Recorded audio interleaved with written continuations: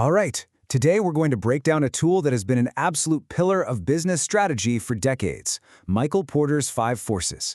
It's all about looking past your obvious competitors to understand what really makes an industry profitable, or not. So here's the plan.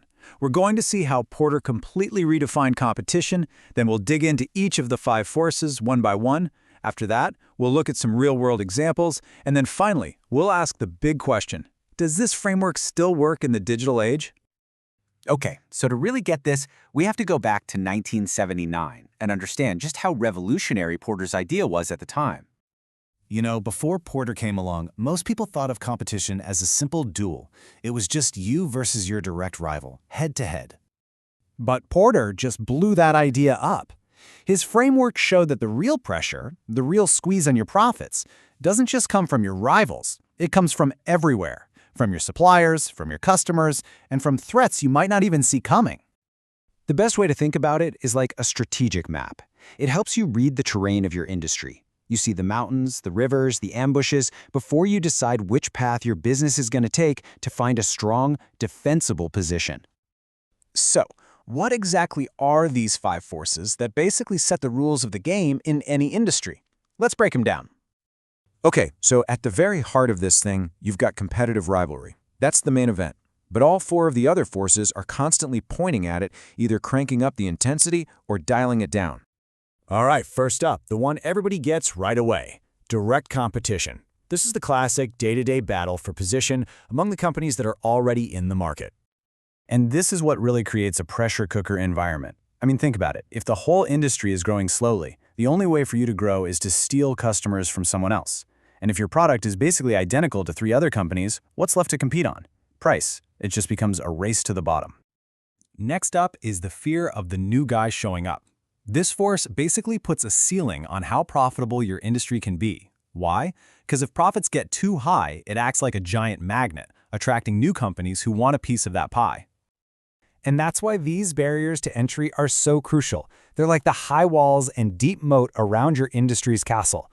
Just think about the difference between starting a new airline versus opening a coffee shop. The insane amount of capital you need for planes and airport slots is a massive barrier, protecting the airlines that are already there. Okay, now let's talk about the people who actually buy your stuff. When your customers have a lot of power, they can really put the squeeze on you, demanding lower prices or better service, basically forcing you and your competitors to fight for their business. And on the complete flip side, you've got your suppliers. And guess what?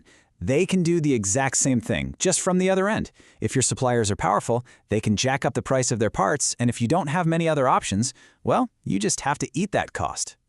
And finally, we get to the one that often sneaks up on people: the threat of substitutes. And this is key. We're not talking about a direct rival. We're talking about a completely different solution from a different industry that solves the same basic problem. Think Zoom as a substitute for a business trip. This threat puts a hard limit on what you can charge. Okay, theory is great, but let's see how this actually helps us understand what's happening in the real world. The airline industry. It is the absolute poster child for a structurally tough business, and this chart tells you exactly why. I mean, just look. The rivalry is brutal. Everyone's fighting on price.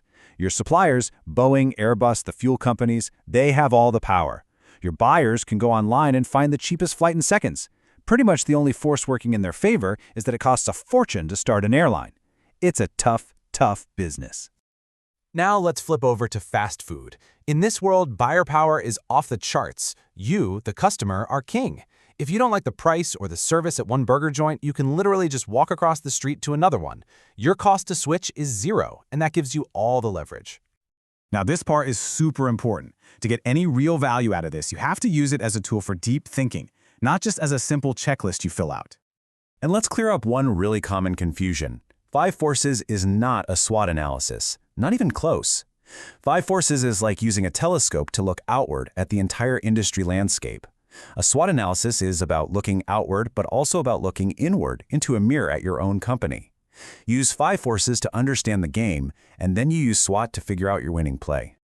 And here's another classic trap people fall into. They try to add a 6th force, like government or technology. Nope, those aren't forces themselves, they are factors that influence the 5. Think of it this way. A new government regulation isn't a force, but it might create a huge new barrier to entry. New tech isn't a force, but it could create a devastating new substitute that just wipes you out. Okay, so here's the million-dollar question. This framework was created back in 1979. How in the world does it hold up in our modern economy, which is dominated by digital platforms? I mean, it's a huge question, right? Is a model from the era of disco still relevant in the age of the App Store? The very nature of competition seems to have completely changed. Yeah, the old strategy was all about building a fortress. You built high walls and moats to keep rivals out and protect your stuff. But platform strategy is often the exact opposite. It's about building a vibrant city and inviting everyone, producers, consumers, even competitors, to come in and create value together. It's this wild mix of cooperation and competition, what people call co-opetition. So the original model doesn't exactly break, it just evolves. The labels change. Buyers become consumers who can also suddenly become producers. Think about it. One day you're a guest in an Airbnb, the next you're a host. Suppliers become partners or producers. And that intense head-to-head rivalry, well, it becomes co-opetition, where you have to work together to grow the whole pie before you fight over your slice. So here's the bottom line. The names may have changed, and the dynamics are way more complex, but those fundamental forces are absolutely still at play. The most valuable asset today might be the network, not the factory. But the need to understand the structure of your competitive environment, that is more important than ever. The terrain has definitely been redrawn, but you still need a map to find your way.